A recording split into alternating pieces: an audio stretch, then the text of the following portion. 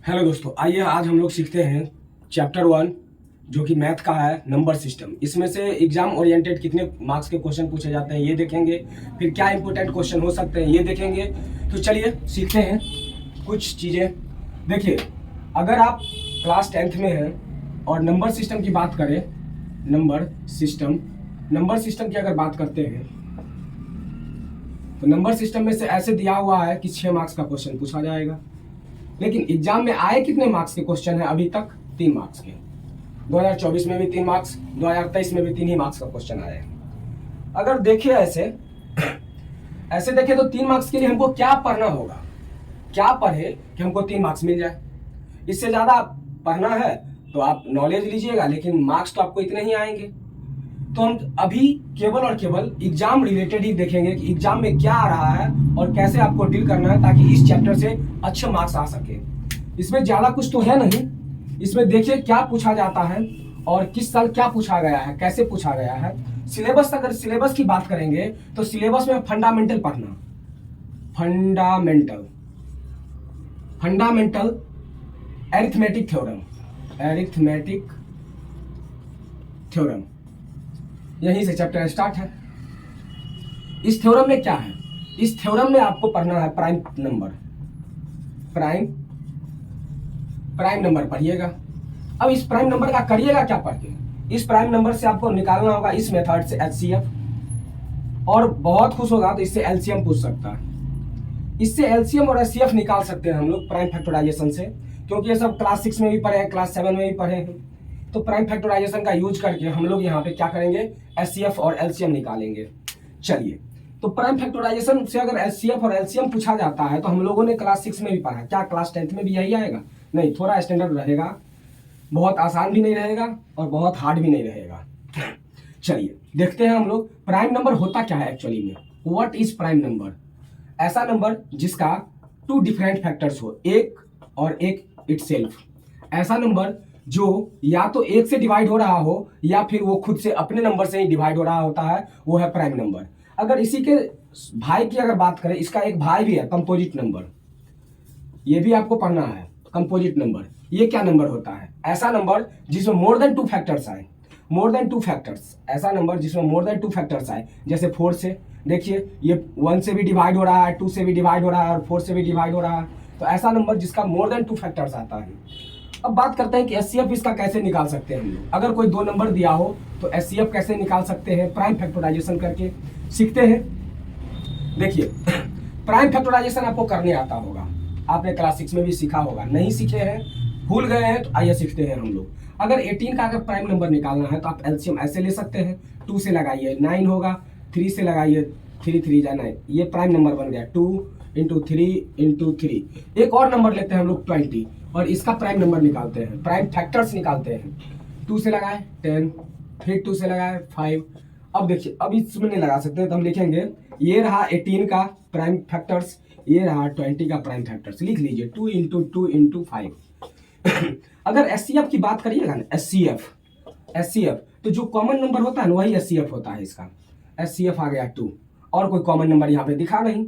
अगर दिखता तो यहाँ मल्टीप्लाई करके और भी लिखते, लेकिन यहाँ पे है नहीं इसलिए हम लिख नहीं सकते। LCM की अगर बात करें, LCM जो HCF में डाले हैं वो रख दीजिए पहले, यहाँ जो बच गया है वो भी रखिए। 3 2 और 5 सबको कर दीजिए मल्टीप्लाई और आ जाएगा आपका LCM। अब आइए शॉर्ट तरीकों से कैसे कर सकते हैं, शॉर्ट तरीकों से कैसे करते हैं HCF और LCM। क्या आप इतना करने बैठिएगा एग्जाम में? इतना आपके पास टाइम है? अगर आपके पास ढेर सारा है तो अच्छे नंबर वाले क्वेश्चन में डालिए, 5 नंबर वाले में टाइम दीजिए थोड़ा सा और बनाइए उसको अच्छे से। देखिए इसमें अगर HCF आप निकालना चाह रहे हैं, HCF हाईएस्ट कॉमन फैक्टर, तो आपको क्या करना है, पहले उसका फैक्टर्स बनाना है। कैसा फैक्टर? Prime factor. और फिर उसमें स्मॉलेस्ट पावर में लिख सकते हैं कि नहीं। अगर मान लीजिए 2 × 2 × 2 आ गया तो इसको हम पावर में 2 का पावर 3 लिख सकते हैं, तो ऐसा पावर वाला बनेगा फैक्टर्स। अगर देखेंगे तो उसमें स्मॉलेस्ट पावर जो होगा, कॉमन पावर स्मॉलेस्ट, उसको रख दीजिएगा उठा के, HCF निकल जाएगा। अगर LCM अगर आप निकालना चाहेंगे तो LCM में क्या कीजिएगा, लार्जेस्ट पावर देखिएगा। लार्जेस्ट कैसा पावर प्राइम फैक्टर करके फिर उसको पावर में कन्वर्ट करना है। फिर उस दोनों में से कॉमन पावर खोजेंगे, जो लार्जेस्ट होगा वो रखेंगे, इसके अलावा जो बच जाएगा वो भी रखेंगे और वहां से हम लोग LCM निकाल सकते हैं। अब क्या क्वेश्चन ऐसे देगा? हाँ, ऐसे भी दे सकता है और आपको ऐसे भी दे सकता है। कैसे बताते हैं, देखिए। अगर आप बात करेंगे कि सर एचसीएफ कैसे मिल सकता है हम लोगों को, तो ऐसा करेगा कि 2 नंबर दे देगा, 2 नंबर दे देगा, ठीक, दे दिया, गिवन है, और इसका एचसीएफ भी दे दिया, इस दोनों नंबर का एचसीएफ भी दे दिया। अब पूछेगा आपसे, क्या पूछेगा कि बताइए एलसीएम क्या होगा। लो अब बताओ, अब इसके लिए क्या करने बैठिएगा, क्या उसका एलसीएम निकालेंगे फिर एचसीएफ निकालेंगे फिर निकालेंगे? नहीं, इसके लिए डायरेक्ट फॉर्मूला लगाइए। क्या, ये अगर 2 नंबर दिया हुआ तो आप एक स्टेटमेंट पढ़े होंगे, the product of two numbers is equal to HCF into LCM. ये पढ़े होंगे कि नहीं पढ़े होंगे? पढ़े होंगे। अब ये प्रोडक्ट है तो कैसा 2 नंबर? कोई भी 2 नंबर का प्रोडक्ट हो सकता है। मान लीजिए कि हम लेट कर लिए, पहला नंबर ए है और दूसरा नंबर बी है, इस दोनों का प्रोडक्ट होगा, और इस दोनों का प्रोडक्ट जो होता है इसी के एलसीएम और एचसीएफ के मल्टीप्लाई के इक्वल होता है। चलिए, बहुत बढ़िया। अब यहां से कोई भी 3 दे दे तो हम 1 निकाल सकते हैं कि नहीं? अगर हमको एलसीएम निकालना हो तो हम क्या करेंगे? दोनों नंबर को मल्टीप्लाई करेंगे, एचसीएफ से डिवाइड कर देंगे, निकल गया। अगर हमको एचसीएफ निकालनी है तो क्या करेंगे? एचसीएफ के लिए हम लोग क्या करेंगे? दोनों नंबर को मल्टीप्लाई करेंगे और एलसीएम से डिवाइड कर देंगे। अगर हमको फर्स्ट नंबर चाहिए, अगर हमको पहला नंबर चाहिए और पूछ ले क्वेश्चन में कि आप पहला नंबर बताइए कि क्या होगा, तो आप कैसे निकालिएगा? आपको करना पड़ेगा एचसीएफ और एलसीएम को मल्टीप्लाई करना पड़ेगा।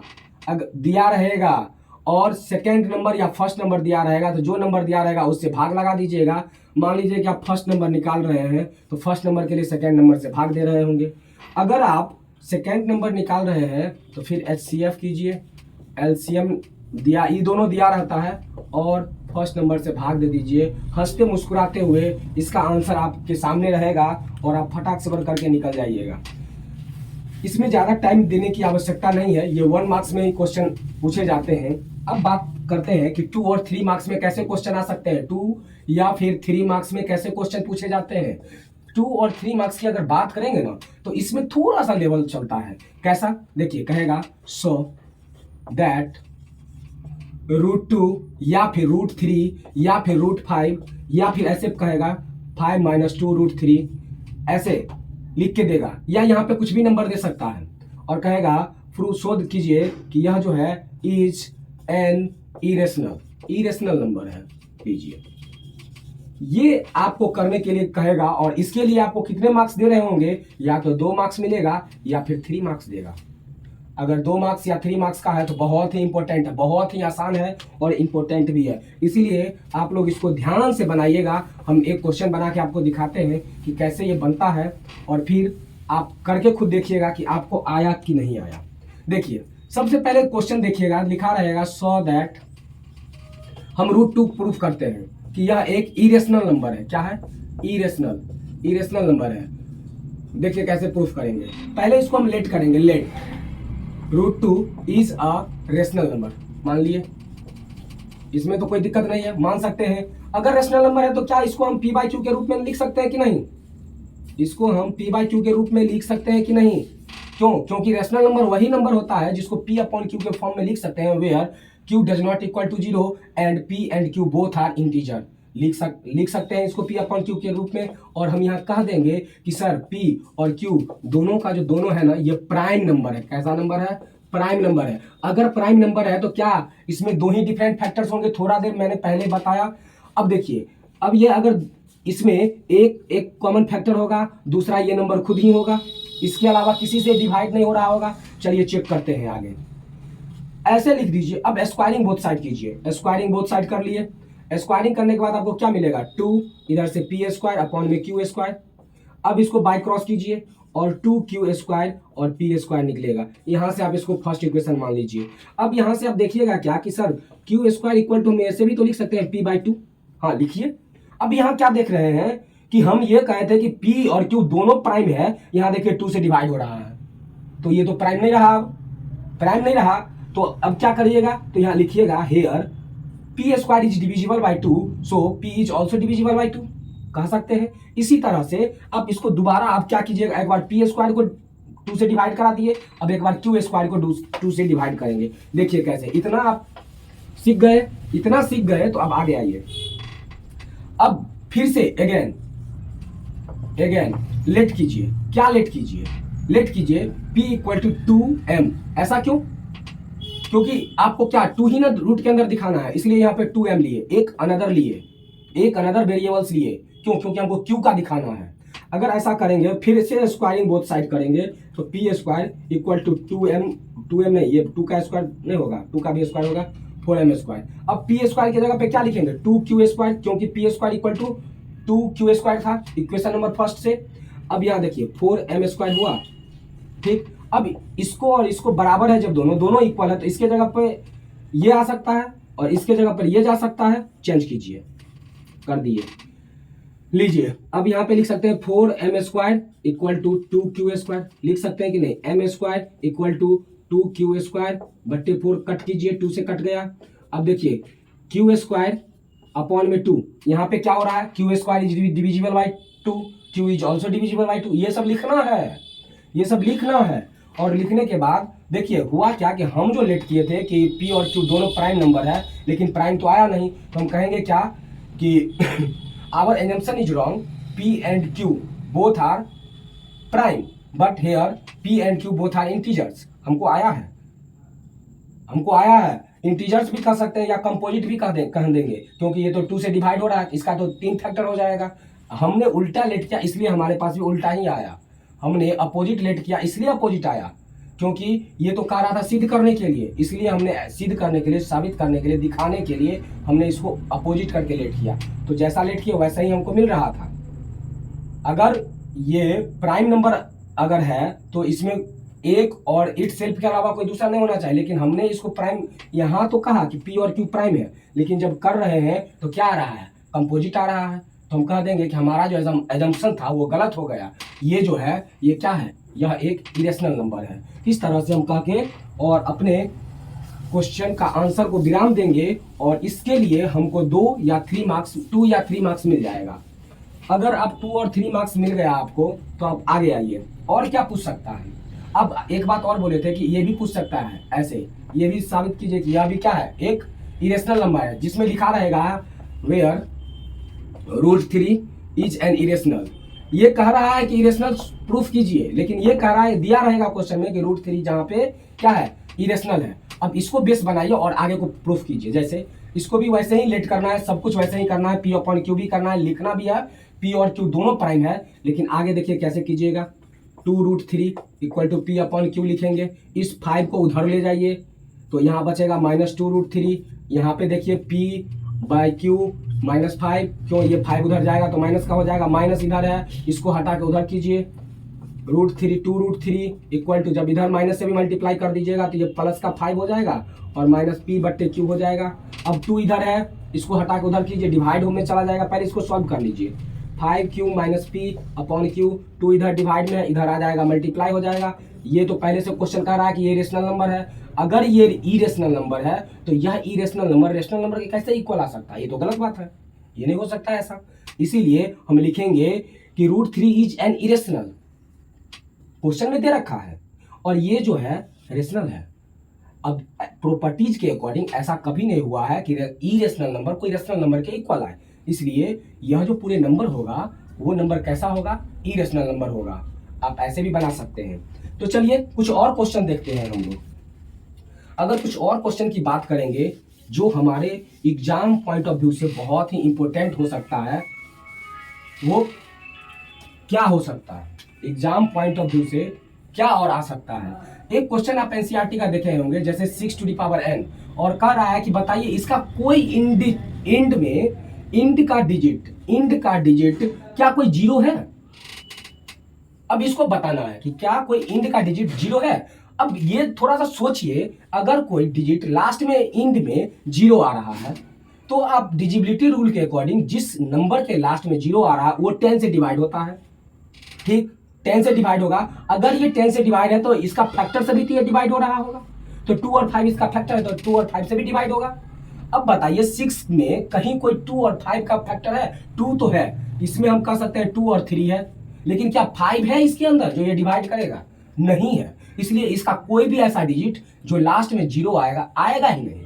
अब देख लीजिए n नेचुरल नंबर है ना, 1 रख सकते हैं, 2 रख सकते हैं, 3 रख सकते हैं, 4 रख सकते हैं, रख के चेक कर लीजिए 6 टू द पावर n 6, ये ना तो 5 से कटेगा और ना ही 10 से कटेगा। 2 से तो कट रहा होगा क्योंकि 6 में 2 तो है लेकिन 5 नहीं है, और 0 लाने के लिए हमको 5 से डिवाइड करना है और 10 से भी डिवाइड होना चाहिए, वो ऐसा है ही नहीं। 6 का पावर 2 रखिए, देखिए नहीं कटेगा, 6 इंटू 6 कहीं कोई 5 इसमें है ही नहीं फैक्टर में, इसलिए इसका कोई भी इंड जो डिजिट होगा वो 0 नहीं आ सकता है। इस बात को आप गांठ बांध लीजिए। चलिए, ये एनसीईआरटी का भी क्वेश्चन था दिया हुआ, ऐसा क्वेश्चन है एनसीईआरटी के अंदर, आप इसको भी सॉल्व करके जाइएगा और अच्छा मार्क्स मिलेगा आपको। चलिए आगे हम लोग बात करते हैं, आगे और क्या क्वेश्चन हो सकता है। क्वेश्चन में कुछ ऐसा भी देखे होंगे जैसे 11 इंटू 17 इंटू 11 प्लस 13 ऐसे दिया, फिर क्या करता है, ऐसे लिखता है प्लस 13 इंटू 2 लिखा। अब बताइए कहेगा क्या कि बताइए ये कंपोजिट नंबर है। इस टाइप के क्वेश्चन एनसीईआरटी में भी दे रखा है, इसको भी आप बना के जाइएगा। देखिए इसमें से क्या कुछ कॉमन आ सकता है, इस नंबर पूरे में से और इस नंबर पूरे में से क्या कोई ऐसा नंबर है जो कॉमन है? हाँ 13 है, 13 आ सकता है। मान लीजिए कि हम यहाँ भी 13 अगर डाल दे तो यहाँ भी 13 है और यहाँ भी 13 है, आप यहाँ से नहीं ले सकते हैं 13 क्योंकि इसमें 13 होना चाहिए कॉमन, तब ना आप कॉमन कीजिएगा। अगर नहीं, अगर मान लीजिए हम यहाँ से प्लस हटा दें, कॉमन हमको करना है ना, ऐसा क्वेश्चन आएगा जहाँ पे आपको ये देखने को मिलेगा। आप इसमें से भी 13 कॉमन कर लीजिए, कर लिए, और यहाँ से भी 13 कॉमन हो गया, बच क्या गया 11 इंटू 17 इंटू 11 प्लस 2, अब बच गया। बताइए ये नंबर 13 से डिवाइड होगा कि नहीं होगा? ठीक है। इसके अलावा 1 से डिवाइड होगा कि नहीं होगा? ठीक है। इसके बाद ये इतना करने के बाद यहाँ जो नंबर आएगा वो भी किसी नंबर से डिवाइड होगा कि नहीं? हाँ होगा। अब बताइए क्या ये कंपोजिट नंबर ऐसा नंबर होता है जिसमें मोर देन 2 फैक्टर्स आता है? इसमें आया कि नहीं? 1 से डिवाइड हुआ, 13 से डिवाइड हुआ, यहाँ जो नंबर आएगा उससे भी डिवाइड होगा, तो मोर देन 2 फैक्टर्स हुआ, इसलिए ये कंपोजिट नंबर होगा। तो आप देख लिए किस टाइप के क्वेश्चन आ सकते हैं, कितने मार्क्स के क्वेश्चन आते हैं। आप इस तरह से इसको एग्जाम पॉइंट ऑफ व्यू से आप तैयारी कीजिए फर्स्ट चैप्टर का, और 110% अच्छे मार्क्स मिलेंगे इससे। इस पे ज़्यादा फोकस करने की जरूरत नहीं, इसके अलावा भी बहुत सारे चैप्टर हैं उस पर फोकस कीजिए, उससे ज़्यादा नंबर लेके आइए। तो थैंक यू फॉर वॉचिंग।